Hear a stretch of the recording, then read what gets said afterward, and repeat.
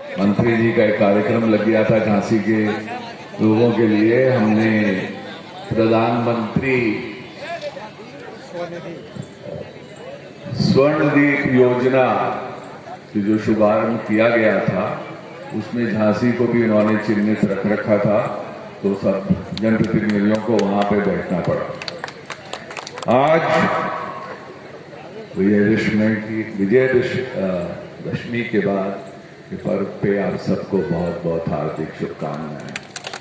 मंच पे बैठे हमारे भाजपा के वरिष्ठ नेता श्री जमुना भाई साहब, जिला अध्यक्ष महोदय,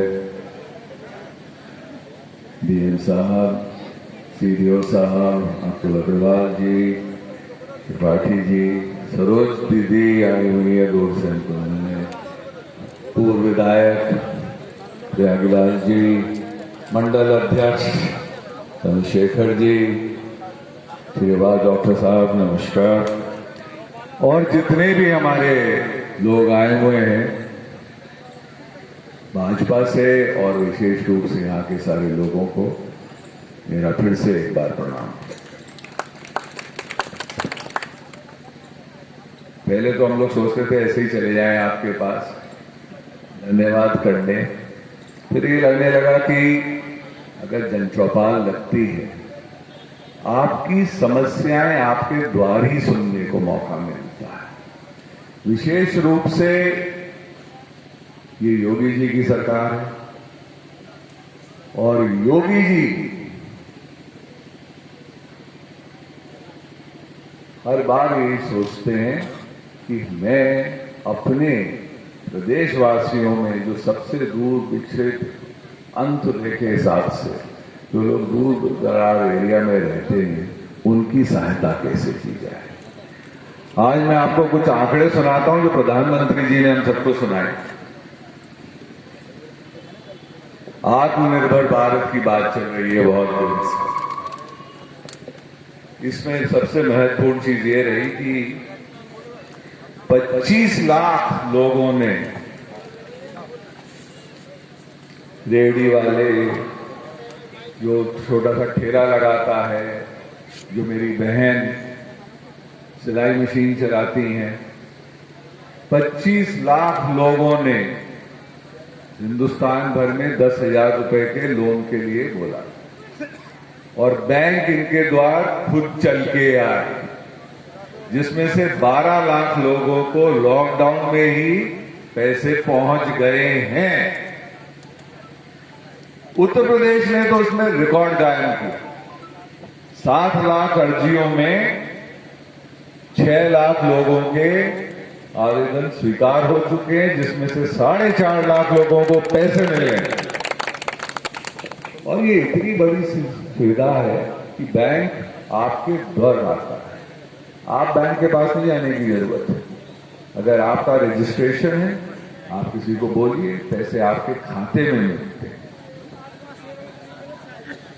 मालिक आदिवासियों से तो मैं विशेष बात करूंगा, बैठो। जितना आपने मुझको प्रेम दिया है उतना मैं वापस करने के लिए भी आऊंगा। मोरारीपुर में विशेष मेरे पे कृपा रही है। आप लोगों ने मुझको अपने घरों में आने दिया। चुनाव में मैं 4 या 5 दिन रहा और विशेष रूप से आप लोगों ने जितना मुझको आशीर्वाद दिया और मोदी जी को आशीर्वाद दिया, भाजपा के इतिहास में कभी इतना आशीर्वाद नहीं मिला था। इसलिए मैं मोरारीपुर अक्सर आता रहता हूं। इसलिए मैं डीएम साहब और सीडीओ साहब को भी साथ लेके आया हूं, जो आपकी मेन समस्या है वो सुनने के लिए है। जो हमारी सरकार की बड़ी बड़ी स्कीमें हैं, ये स्कीमों से बहुत सारे लोग वंचित रह जाते हैं। इसीलिए सारे अधिकारी वहां आज आए हैं, उन्होंने आपको स्कीमें सुनाई होंगी। मैं अपने भाजपा के कार्यकर्ताओं से एक ही आग्रह करने आया हूं, आप लोगों ने जिस सक्रियता से मेहनत से मुझको चुनाव जिताया है, उसके लिए तो मैं आभारी हूं। पर अगर मेरा आभार और आगे चाहिए और आशीर्वाद बनाए रखना चाहिए तो अब आपको एक काम करना पड़ेगा। सरकार की हमारी जितनी नीतियां हैं वो आप हर ग्राम में लेके जाएं। हर बूथ अध्यक्ष की ये भी जिम्मेवारी है कि हर नीति को, हर स्कीम को हर घर में पहुंचाने की व्यवस्था करें। जब आप ये बोल देंगे लोगों को, सरकार की जो इतनी मदद चल रही है पूरे हिंदुस्तान में, वो जब हमको मिलेगी तभी हमको विश्वास होता है कि हमारे लिए कुछ मोदी जी ने करा।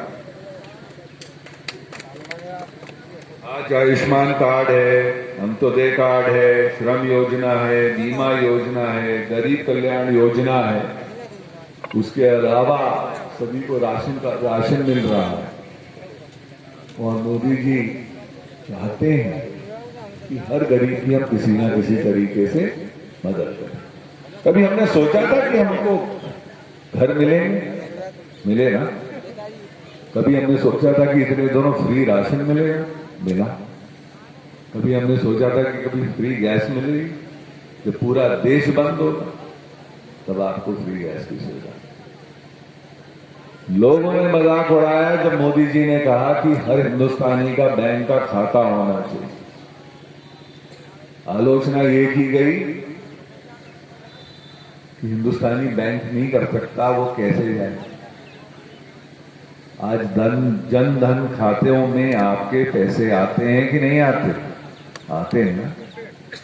तो इसलिए आप सभी बूथ अध्यक्षों से, मंडल अध्यक्षों से, प्रभारियों से, सबसे मेरा आग्रह यही है कि यही सारी स्कीमें जब तक हम अपनी देश की जनता, अपने लोगों को, अपने क्षेत्रवासियों को, अपने भाई बहनों को नहीं बताएंगे तो कुछ लोग इससे वंचित रह जाएंगे। आज आपने 3-4 चीजों की मैंने मुख्य रूप से कंप्लेंट सुनी। सीडीओ साहब से भी अभी बात करी है, डीएम साहब से भी बात करी है। सबसे बड़ी कंप्लेंट जो हमको सुनने को मिल रही है कि आवास की है। कुछ लोगों के नाम कट गए, कुछ लोगों के नाम नहीं जोड़ पाए। यहां उसके लिए मैं आग्रह कर रहा हूं एडमिनिस्ट्रेशन से कि एक बार विशेष रूप से कैंप लगवाकर पुनः फिर से काउंटिंग करवाई जाए। जिन लोगों के नाम कटेंगे उनके नामों की सूची मुझको चाहिए, तो मुझको ये पता करना है कि इनके नाम क्यों कटे। ठीक है, आपकी जिम्मेवारी रहेगी, आप करवा के देंगे। दूसरी, शौचालय की,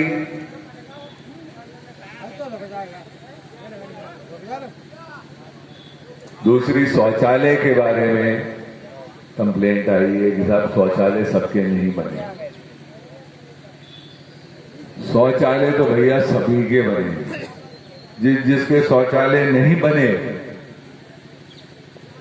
जिसके शौचालय नहीं बने उनके हर हालत में शौचालय बनेंगे। ये आपके सांसद का कहना है आपको। अगर किसी वजह से वहां पर नहीं बन पा रहे हैं तो हम यहाँ पे ये निर्देश देंगे कि वहां पर सबके सब सामूहिक शौचालयों की भी व्यवस्था की जाए। अभी मेरे एक युवा मित्र खड़े हुए थे, बोल रहे थे कि साहब बहुत गंदा था ताल। बिल्कुल बहुत गंदा लगा, जैसे मैंने उस ताल को भी देखा जब हम उस तरफ गए। तो डीएम साहब से भी पूछा, ये आग्रह किया है कि उसको मनरेगा में हम साफ करवा देंगे और उसके अलावा कुछ जो उसमें जलकुंभी लगी हुई है उसको निकलवाने की व्यवस्था करवा के उसका सुंदरीकरण कराया जाएगा। पर एक जो समस्या अपन खुद ही उत्पादन करते हैं वो ये है कि गंदगी। आप सबसे मेरा आग्रह ये मैं दुनिया भर में घूमता वाला इंसान हूं, सब जगह जाता हूं, पर ये विशेष खासियत मेरे हिंदुस्तानियों में ही है, तो मेरे खून में भी होगी कहीं ना कहीं। वो विशेष खासियत ये है कि हम कुछ भी करते हैं वहां कूड़ा खुद ही फेंक के जाते हैं। ये भैया थोड़ी सी आदत बदलनी पड़ेगी। ये गलत आदत है कि हम सोचें कि हमने कूड़ा फेंका और किसी और की जिम्मेवारी है सफाई करने की। अपना देश है, अपना गांव है, अपने ही लोग हैं, और हम ही कूड़ा फेंकेंगे तो कहां से स्वच्छ रखेंगे? आप सबसे यही आग्रह है। दूसरा, आज मुझको बहुत खुशी हुई, महिला, इतनी सारी महिलाएं आई हमारी महिला समूह की, और विशेष रूप से मैं आप सबको धन्यवाद कहना चाहता हूं कि आपने एग्जीबिशन लगाई। मिशन शक्ति अभी पूरे 6 महीने और चलेगी, और मिशन शक्ति के तहत